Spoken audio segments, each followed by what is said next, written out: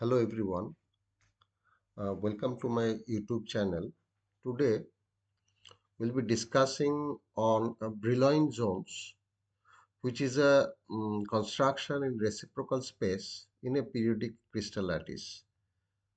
So let us start with reciprocal lattice and reciprocal space and try to understand how Brillouin zones are constructed and what are the implications of Brillouin zones.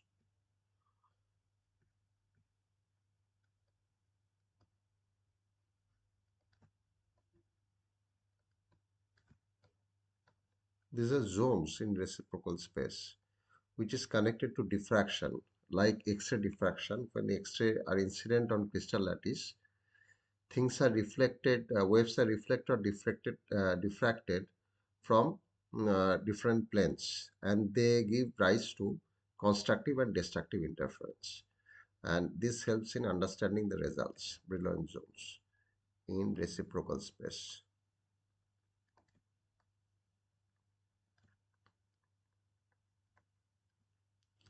It was first introduced by scientists named Brillouin in 1869 to his era was in 1889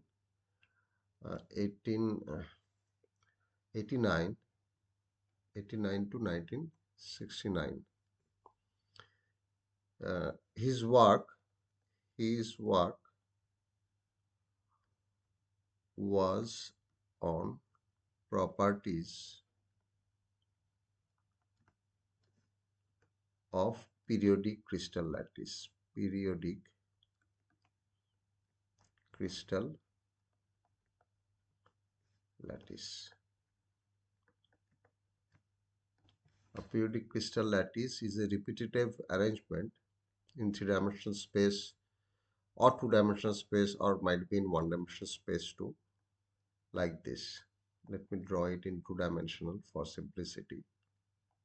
These are atoms and molecules. The dots are atoms and molecules, and they are arranged in periodic space. Now, if this is A1, basis vector A1, and this is A2, and this is Y, and suppose this is your X, then the translation vector R will be equal to U1 A1 plus U2 A2 into dimensional space. In three-dimensional space, we have to add another basis vector. Here, these two things are in mutually perpendicular direction. Now, Brillouin worked in properties of periodic crystal lattice. And this particular concept of Brillouin zones is in reciprocal space. Now, in reciprocal space, what do we understand by reciprocal space?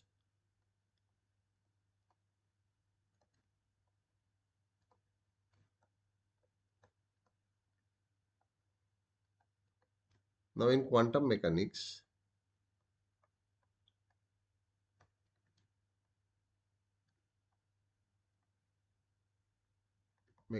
it is the wave vector space. It is the wave vector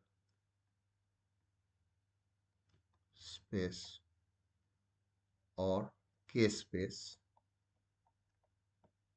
where K is equal to twice pi by lambda. See, this is inverse of uh, distance. This is d to the power minus 1, d to the power minus 1. So, from our previous discussion on reciprocal lattice in my channel only, we have seen that if the translation vector R is equal to, suppose U1 A1 plus U2 A2 plus U3 A3, where U1, U2 and U3 are integers, Ui's are integers. And if the reciprocal vector k is equal to L into B1 plus M into B2 plus N into B3, where B1 and B2 and B3 are reciprocal lattice vectors in reciprocal space, then we have seen that A1,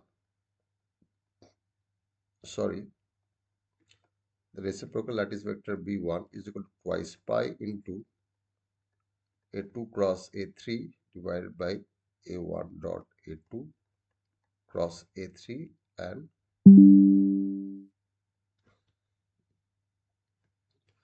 so on. Now we have seen that this is the volume of the rectangular parallelepiped by where the rectangular parallelepiped is having three directions.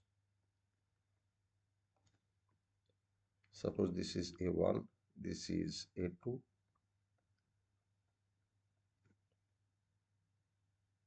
and this is your A3. So this is the volume. This is the volume, a scalar. So actually B1 transcends to 2 pi by A1 and its direction is perpendicular to the plane containing A2 and A3. Because as this is scalar, the denominator is scalar, and A2 cross A3 have a direction. So if was my A2, and this is A3, and this is A1, A2, and A3. Then A2 cross A3 is perpendicular to the plane from cross product. This is the direction of unit vector n, which is coming out of A2 and A3. This is the plane, and this is the unit vector. So B1 is along n. So B1 is along n. B1 is along n, which is perpendicular to A2 and A3. So the reciprocal lattice vector is directed normally from the plane A2 and A3, and it is inversely proportional to A1.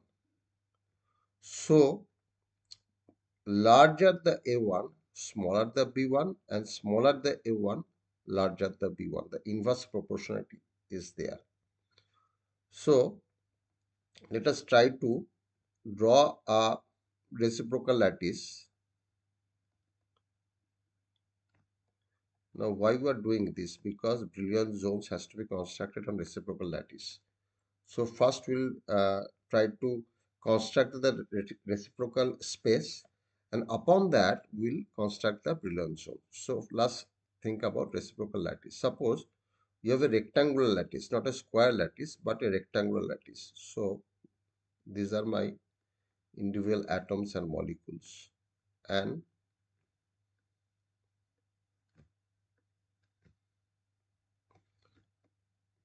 so these are the different crystal planes.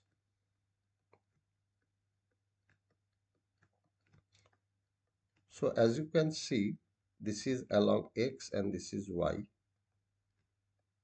So the distance along x is smaller and y is larger. So if this one is A1 and if this one is A2, then B1 is proportional to 1 by A1. So B1 will be higher and A2 will be lower. So the reciprocal space lattice, this is the direct space, and this is the reciprocal space.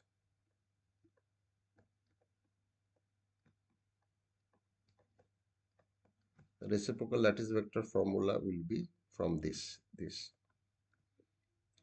So it will be just the opposite of this particular thing. So along x they will be far apart, there will be the distance will be more along x. 1, 2, 3, 4, 5, 2, 3, 4, 5. Actually, the distance could have more. Sorry.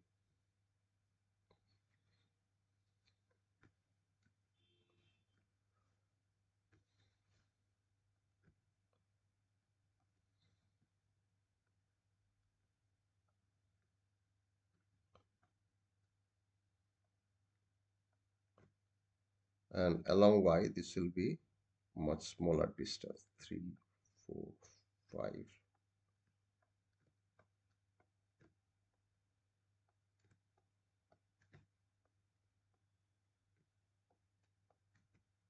So this will be B1 is along A1 and inversely proportional to A1. So this will be my B1 and this will be my B2. So this is the direct space and this is the reciprocal space. So we have been able to construct, this is a rectangular lattice, and we can see the reciprocal lattice is also rectangular. So for a rectangular lattice, the reciprocal lattice is also rectangular, and similarly you can try a square lattice, and it will be again a square lattice. But one interesting thing to note over here, in the reciprocal lattice along x, a1 was longer, so b1 is, a1 was smaller, so b1 is larger, and a2 was larger, so b2 is smaller. Just the reverse proportionality is there. Now see, let us try to understand the concept of diffraction and Brillouin zones. Diffraction. Now we'll try to understand that in optics there is a diffraction, concept of diffraction, but we'll be more concerned with crystal diffraction. Crystal diffraction is actually reflection, constructive interference. Crystal X-ray diffraction. That is, X-ray is incident upon crystals. Diffraction, or it is actually due to reflection, so you can call it diffraction due to reflection only. So let us try to see what is happening over there. Now suppose these are crystal planes. This is the first plane, this is the second plane, and this is the third plane.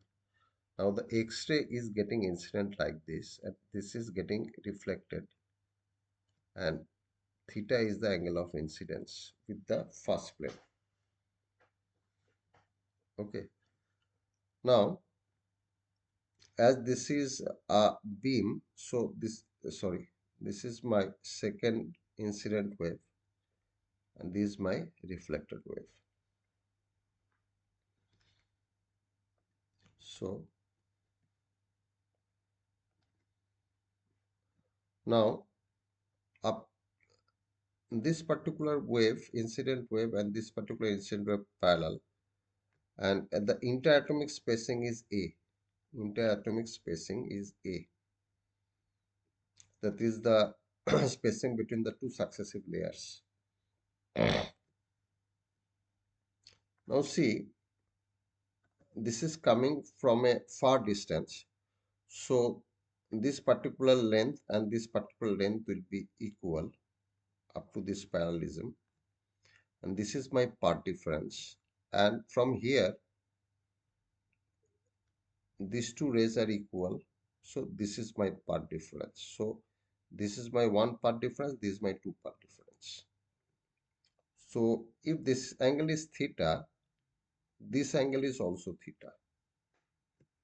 So this particular section is A sine theta, and this is again A sine theta. So for constructive interference,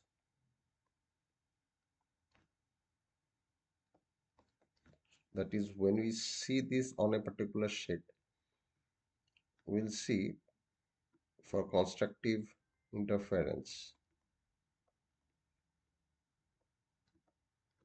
The total path difference, that is a sine theta plus a sine theta twice a sine theta, will be equal to n lambda. This is from optics. 2a sine theta is equal to n lambda.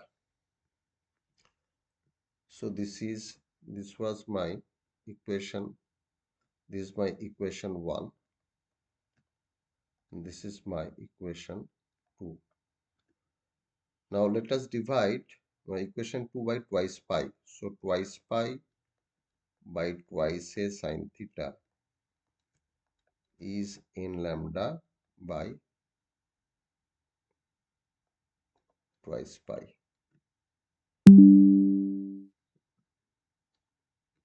Twice pi by twice a sine theta is equal to n lambda by twice pi.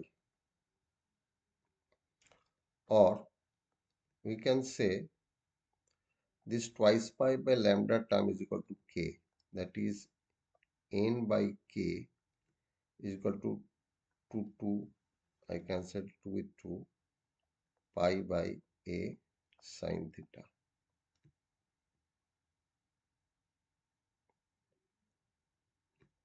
Or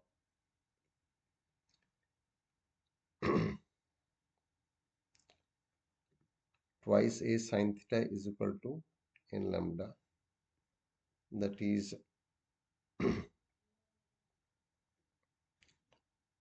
twice pi by twice a sine theta is equal to n.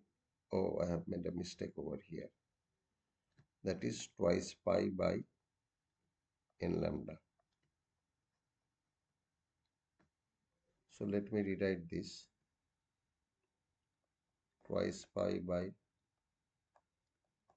2a sine theta is equal to twice pi by n lambda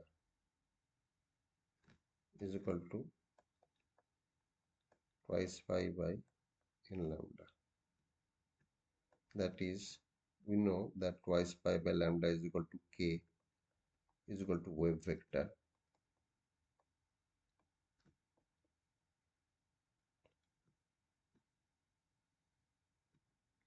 So that is k by n. We cancel 2, or ka sine theta is equal to n pi for theta. This is my condition of diffraction where n is equal to 1, 2, 3, the first, second, third order diffraction. Or theta is equal to 90 degree and n is equal to 1.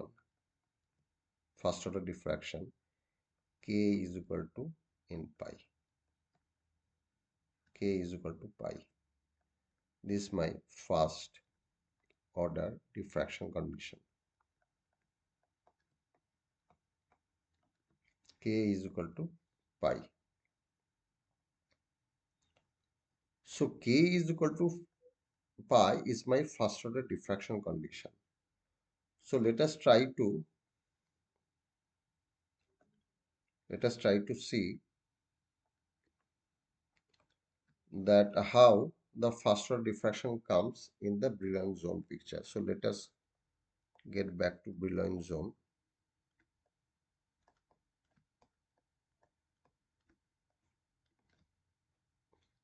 So let us consider first a square lattice.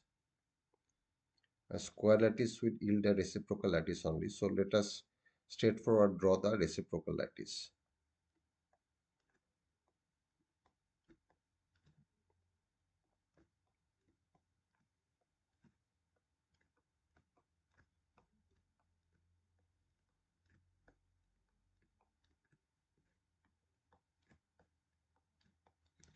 We take this particular point as the center. There is no speciality about this point, but uh, it can be any point can be taken as a center because the crystal is totally periodic, an infinite array of periodic lattices theoretically. So let us connect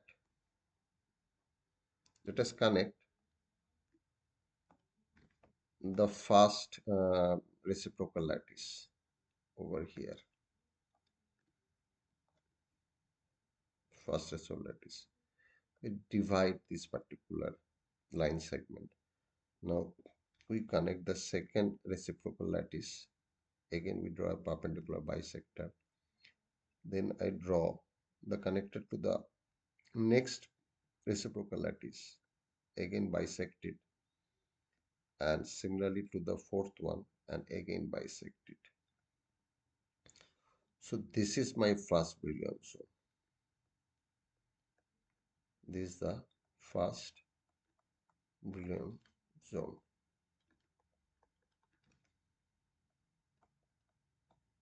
That means beyond this, just after this, the first order diffraction takes place. Now, why is that so? See, the distance over here, that this particular distance is your twice pi by a. So we have halved it. So this is half of this, half of twice pi by a is equal to pi by a. So this particular this particular section in the reciprocal space, or k is equal to pi by a, or k is equal to pi. See, this was our condition of first order diffraction. So k is equal to pi is the condition of first order diffraction, and so uh, this particular region, whatever wave vector over here, they do not undergo any diffraction. So this is my first Bragg plane. This is my first Bragg plane. Now, how to construct the second order diffraction? Now I contact from the center to the next nearing neighbor over this, and I draw a perpendicular bisector. Then from again over here to the next nearest neighbor, I draw another perpendicular bisector.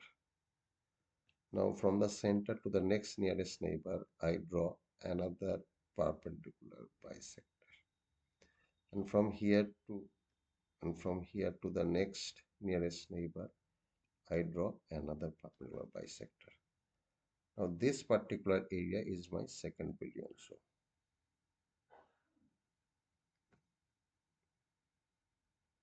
Now I have taken this particular topic uh, according to the subject discussed in a page in Cambridge University. So I'm grateful to that particular page. I will share it in a proper time. So this is the second Brillouin zone, and interestingly, the area of the first Brillouin zone, area of first Brillouin zone will be equal to area of the second Brillouin zone area. So we have been able to construct the Brillouin zone in a square lattice. Please try for a rectangular lattice and also a hexagonal lattice also, and see how the shape takes from.